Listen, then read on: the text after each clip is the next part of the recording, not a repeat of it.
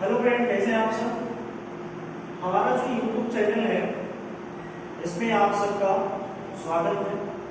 हम अभी क्लास 12 के बायोलॉजी के जो 16 चैप्टर हैं 16 चैप्टर का अध्ययन करने वाले हैं।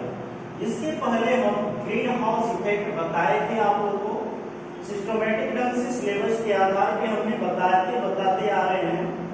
ग्रीन हाउस इफेक्ट बताए थे, ग्लोबल वार्मिंग बोले थे, नेक्स्ट डे बता देंगे। ठीक, तो अभी हम ग्लोबल वार्मिंग के बारे में बताने वाले हैं, वैश्विक तापन।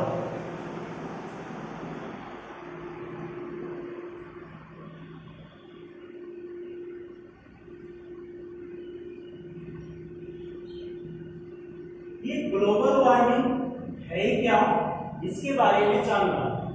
तो हमने ग्रीन हाउस इफेक्ट में आपको बताए थे कि ग्रीन हाउस इफेक्ट में मुख्य जो गैस है उष्मारोधी गैस क्या क्या है, तो कार्बन डाइऑक्साइड, नाइट्रोजन ऑक्साइड है, दूसरा है CH4 मीथेन, ठीक है, और CFC क्लोरोफ्लोरोकार्बन।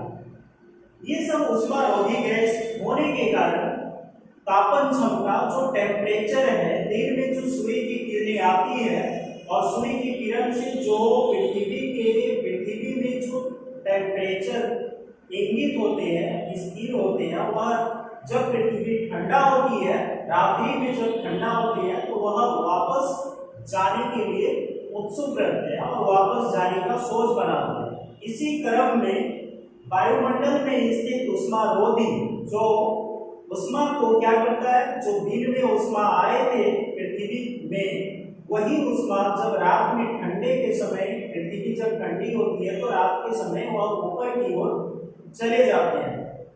जाने का कोशिश करने के समय ही उष्मारोधी गैस उसको अवशोषित कर लेता है और अवशोषित करने के बाद उसको क्या पुनः जो शेष बच जाते हैं उसको पुनः पृथ्वी के आवरणों में धकेल देता है और वह उष्मा फिर क्या हो जाता है, पृथ्वी के आवरण उसको एकत्रित कर लेता है। फिर दूसरे दिन ऐसी प्रक्रिया, तीसरे दिन, इस तरह से जो है पृथ्वी की तापन क्षमता बढ़ रही है।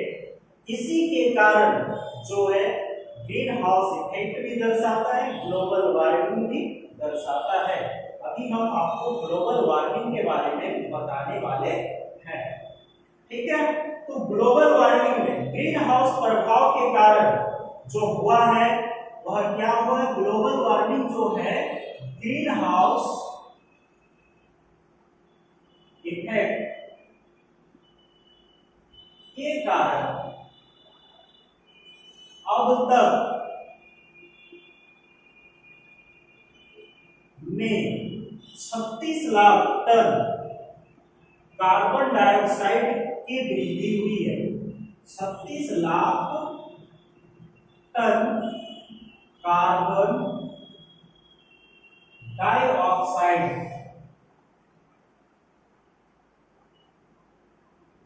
की वृद्धि हुई है। अब बताइए, अगर 36 लाख टन कार्बन डाइऑक्साइड है तो 60% में कितना हो जाएगा, ऑक्सीजन की कमी कितनी का हो गई, 24 लाख टन ऑक्सीजन का ह्रास हो गया। कितने लाख टन ऑक्सीजन का ह्रास हुआ, तो 24 लाख टन ऑक्सीजन क्या हो गए, और 24 लाख टन ऑक्सीजन समाप्त हो गए।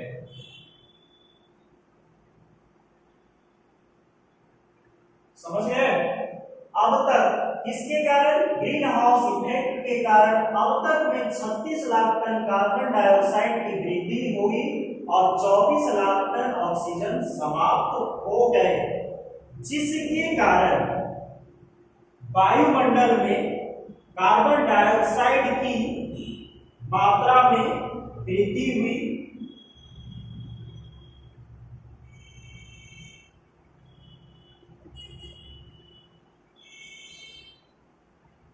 तो ये तो ऑक्सीजन का ह्रास हो गया, जिसके कारण क्या हुआ, जिसके कारण वायुमंडल में कार्बन डाइऑक्साइड यानी CO2 की मात्रा में वृद्धि हुई। इसी वृद्धि के कारण 50 वर्ष पहले, ठीक है, तो विगत 50 वर्ष पहले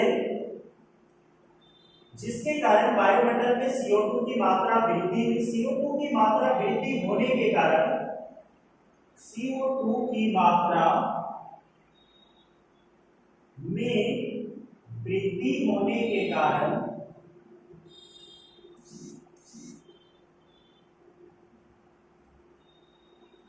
विगत 50 वर्ष पहले एक तापमान में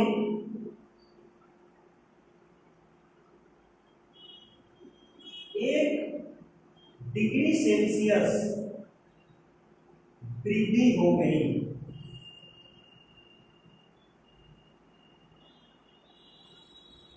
अब बताइए, जब विगत 50 वर्ष है तो 50 वर्ष में 1 डिग्री तापमान की वृद्धि हो गई।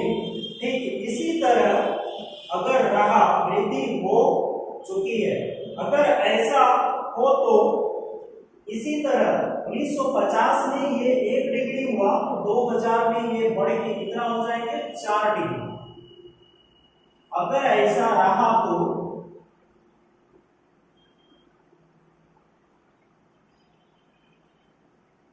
2000 ईस्वी तक में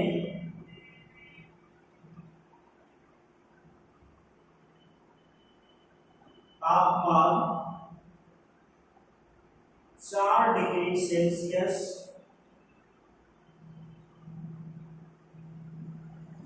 हो जाएगी।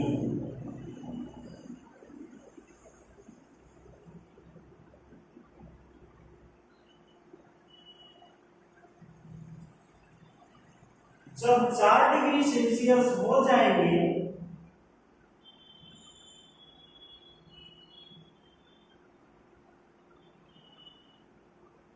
तो पोलर रीजन वाले एरिया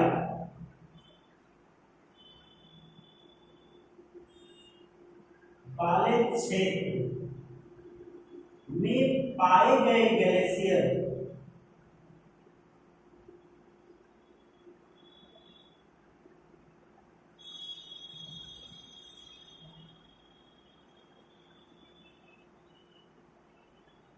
पिघलना शुरू हो जाएगा।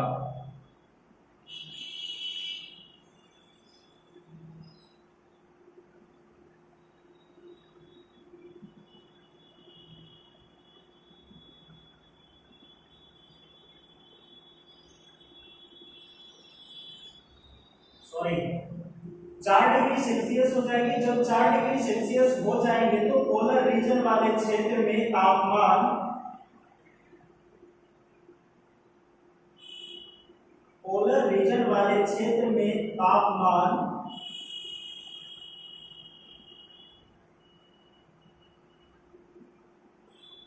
3.6 डिग्री सेल्सियस जब यहाँ 4 डिग्री सेल्सियस हो जाएंगे तो पोलर रीजन वाले क्षेत्र में तापमान 9 डिग्री सेल्सियस हो जाएगी और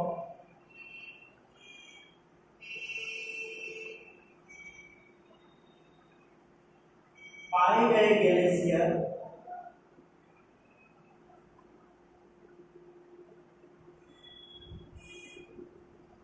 पिघलना शुरू हो जाएगा।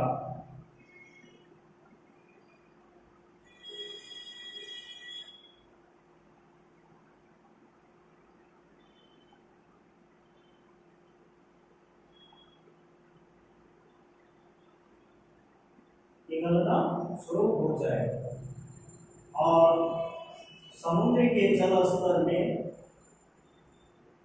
समुद्री जल स्तर में स्तरों में वृद्धि हो जाएगी।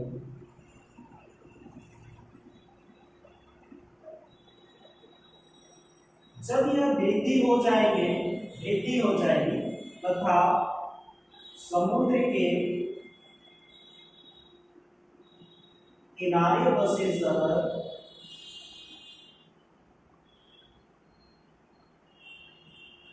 जल मग्न हो जाएंगे।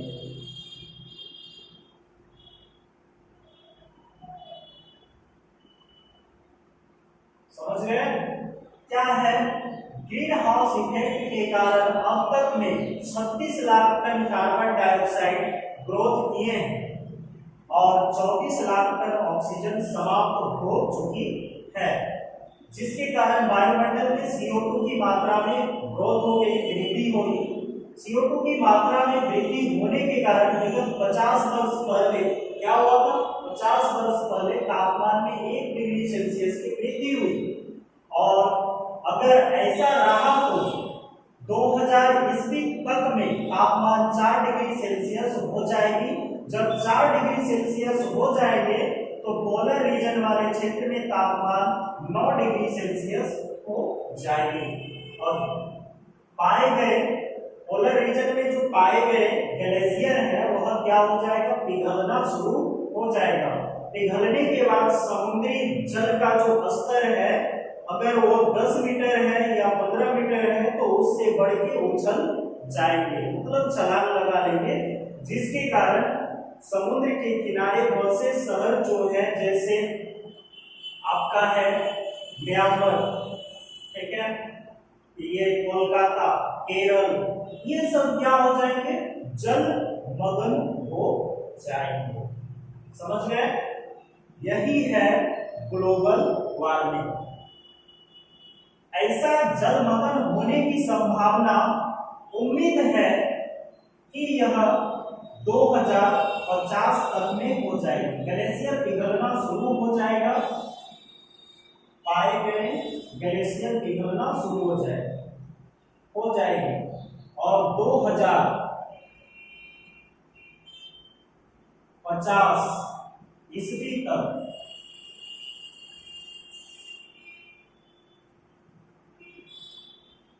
पोलर रीजन पर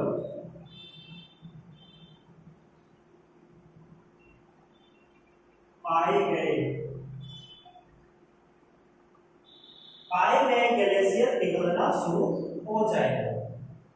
ठीक है, ये है आपका ग्लोबल वार्मिंग, ग्लोबल विश्व तापन है क्या ये। अब है ग्रीन हाउस प्रभाव को कैसे कम किया जाता है। तो ग्रीन हाउस प्रभाव को कम करने के उपाय हैं कुछ। ग्रीन हाउस प्रभाव को कम करने के उपाय, ग्रीन हाउस प्रभाव को कम करने के उपाय। ग्रीन हाउस प्रभाव को कैसे कम किया जाता है तो नंबर 1 पे लिखिएगा डिफोरेस्टेशन के को कम किया जाए।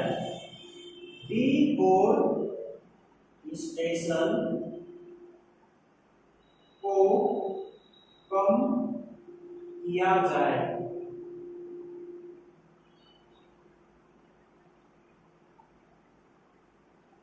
दूसरा है जीवाश्मी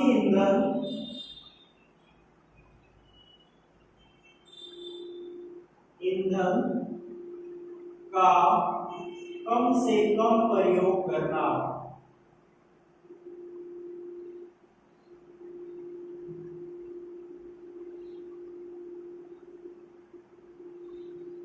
तीसरा है वृक्षारोपण पर अधिक जोर देना।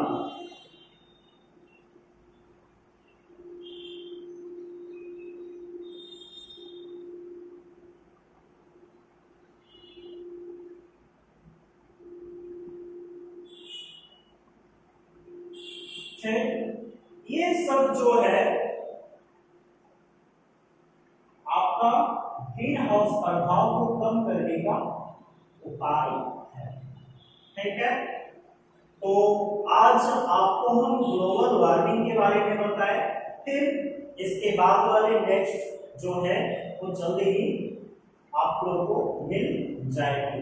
Thank you for watching.